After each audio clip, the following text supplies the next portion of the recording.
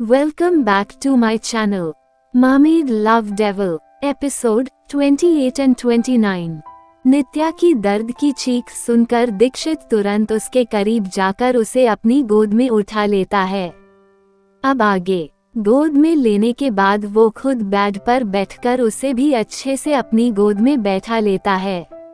दीक्षित प्यार से नित्या के गालों को सहलाकर नर्म आवाज में कहता है, क्या ज्यादा दर्द हो रहा है?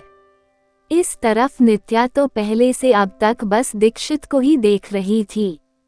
कैसे अचानक से उसने अपनी गोद में ले लिया और अब उसे गोद में बैठकर प्यार से बात भी कर रहा है। वो तो बस उसको देखने में ही खो गई।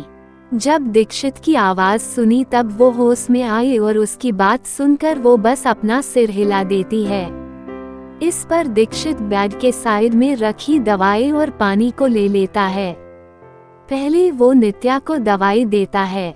नित्या घूरकर दवाई को देखती है, जिसे देखकर दीक्षित नित्या से कहता है, तुम्हारे घूरने से ये दवाई गायब नहीं हो जाएगी, इसलिए चुपचाप इसे खाओ। ये सुनकर नित्या दीक्षित को देखती है और पूछती है, ये किसकी दवाई है और मैं क्यों लूं? ये सुनकर वो नित्या से कहता है, ये दवाई तुम्हारे दर्द को कम करेगी। ये सुनकर नित्या उस दवाई को लेकर खा लेती है, क्योंकि उसे बहुत ज्यादा दर्द हो रहा था, इसलिए उसे ये दर्द कैसे भी कम करना था। दवाई खाने के बाद दीक्षित उसे पानी दे देता है। नित्या भी पानी ले लेती है और पी लेती है। नित्या पानी पीने के बाद अपने दिमाग पर जोर देकर कुछ कहने वाली ही थी कि उसके दिमाग में अब धीरे धीरे कुछ याद आने लग जाता है, लेकिन अच्छी तरह याद नहीं आता है, जिसकी वजह से वो दीक्षित को देखती है। इस तरफ दीक्षित भी नित्या के बनते बिगड़ते भाव देख रहा था, लेकिन वो कुछ पल देखने के बाद वो उसे अपनी गोद में ऐसे ही उठाकर बाथरूम की तरफ ले जाने लग जाता है। वो उसे ले जा ही रहा था कि नित्या की नजर टेबल पर बकेट में पड़े मोती पर जाती है, जिसे देखकर वो हैरान हो जाती है और वो तुरंत दीक्षित से पूछती है, वो मोती? ये सुनकर दीक्षित बीच रास्ते में रुकर एक पल के लिए उन मोती को देखता है और फिर नित्या की तरफ देखकर कोल्ड आवाज में कहता है, तुम्हें नहीं पता कि ये कहाँ से आए और किसके हैं? ये सुनकर नित्या हैरानी और परेशानी से दीक्षित को देखकर अपनी ही थूक गटक लेती है, क्योंकि वो तो अच्छे से जानती थी कि वो मोती उसके ही आंसू है, जो अब मोती का रूप ले चुके थे। दीक्षित नित्या को ऐसे देखकर आगे कुछ ना कहकर उसे बाथरूम में ले जाकर नीचे उठकर कर खड़ा कर देता है। फिर वो उसके बाथरोब की नोट खोलने लग जाता है। ये देखकर नित्या हैरान होकर तुरंत दीक्षित का हाथ पकड़ लेती है और कहती है, ये तुम क्या कर रहे हो? ये सुनकर दीक्षित नित्या की तरफ देखकर नॉर्मल वॉइस में कहता है, तुम तो ऐसे कर रही हो जैसे मैंने पहले बिना कपड़े के देखा ही ना हो। ये सुनकर नित्या हैरान हो जाती है। वो कहती है, क्या तुम कहना क्या चाहते हो? वो ये सब कह ही रही थी कि अब उसे धीरे धीरे रात के सारे सीन याद आने लग जाते हैं, जिसे याद करके वो एक पल के लिए परेशान हो जाती है। लेकिन जब वो उसके उठने के बाद से दीक्षित का बर्ताव याद करती है, तो वो दीक्षित की तरफ मिक्स भाव के साथ देखने लग जाती है। इस तरफ दीक्षित सब कुछ इग्नोर कर ले फिर से उसके बाथरूम की नोट खोलने लग जाता है।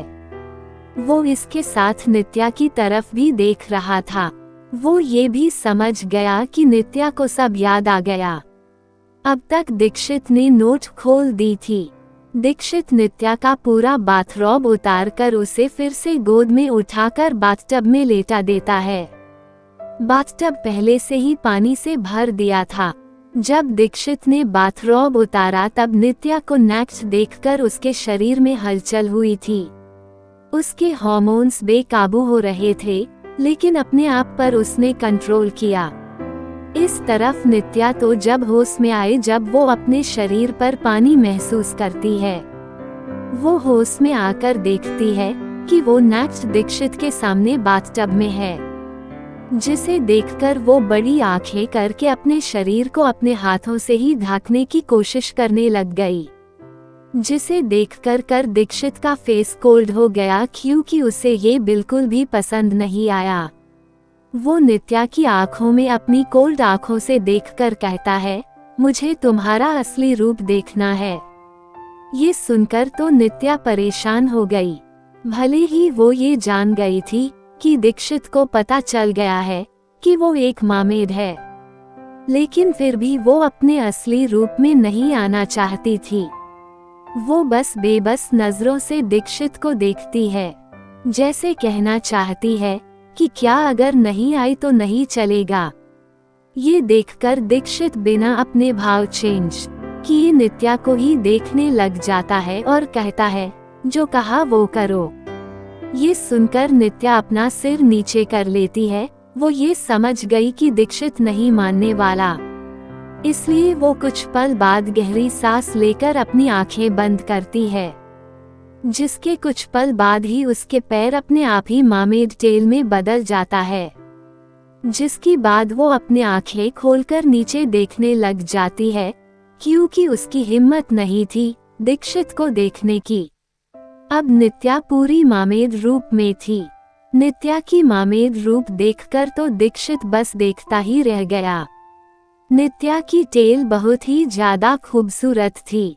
वो पानी में चमक रही थी, जैसे रात को चांद अंधेरे में चमकता है। उसकी टेल पिंक और पर्पल के मिक्स कलर में थी।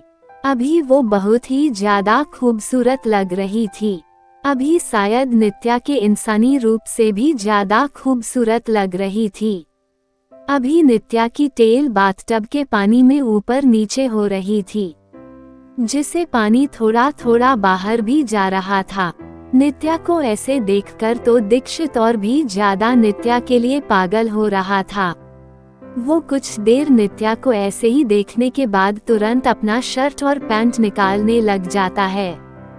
जब कुछ देर बाद नित्या हिम्मत करके दीक्षित की तरफ देखती है तो वो उसे कपड़े निकलते हुए देखकर हैरान होकर कहती है, ये आप क्या कर रहे हो? दीक्षित नित्या की एक बात भी ना सुनकर तुरंत अपने कपड़े निकलकर बाथटब में आ जाता है। बाथटब बहुत ही बड़ा था, जिसकी वजह से आराम से 2 लोग नहा सके। बाथटब में आकर वो तुरंत नित्या के करीब जाकर उसके अपने ऊपर लेकर लिप तो लिप किस करने लग जाता है। इस नित्या दीक्षित से छूटने की कोशिश करती है, लेकिन दीक्षित ने नित्या को कस के पकड़ा हुआ था, जिसकी वजह से वो उसे छूट नहीं पा रही थी। कुछ देर तक किस करने के बाद दीक्षित नित्या को छोड़ता है। किस की वजह से नित्या गहरी गहरी सांस के रही थी। दीक्षित ने नित्या के सिर को अपने सीने में रख दिया था, जिसकी वजह से नित्या का पूरा भार दीक्षित पर था। नित्या गहरी गहरी सांस ले रही थी और दीक्षित उसके सिर को सहला रहा था। कुछ देर बाद जब वो शांत होती है, तब वो अपना सिर ऊपर नहीं कर रही थी, क्योंकि किस करने की वजह से कल की बात याद करके नित्या को शर्म आ रही थी। इसलिए उसका चेहरा शर्म से रेड हो गया था और वो दीक्षित की आंखों में देखने की हिम्मत नहीं कर पा रही थी, जिसकी वजह से वो अपना चेहरा और भी ज्यादा उसके सीने में घुसा देती है। इस तरफ दीक्षित तो बाद नित्या की टेल देखने में ही बिजी था, जिसकी वजह से नित्या के चेहरे को नहीं देख रहा था। दीक्षित कुछ देर देखने के बाद अपने एक हाथ को आगे करके नित्या की टेल को छूता है। ये छुअन नित्या भी महसूस कर पा रही थी, लेकिन वो कुछ नहीं कहती, क्योंकि वो तो अपने शर्म से ही बाहर नहीं निकल पा रही थी। दीक्षित महसूस करता है कि नित्या की टेल छूने में सॉफ्ट है। दीक्षित को ये नहीं पता था कि भले ही वो छूने में सॉफ्ट है, लेकिन वो बहुत ज्यादा मजबूत है। इस कहानी को आगे जानने के लिए मेरे चैनल को सब्सक्राइब करें, जिससे आप जल्दी ही नेक्स्ट एपिसोड सुन सके। अगर आपको मेरी ये कहानी पसंद आ रही हो तो इसे लाइक, शेयर और कमेंट्स करना ना भूले। ओके, बाय गाइस, मिलते हैं नेक्स्ट एपिसोड।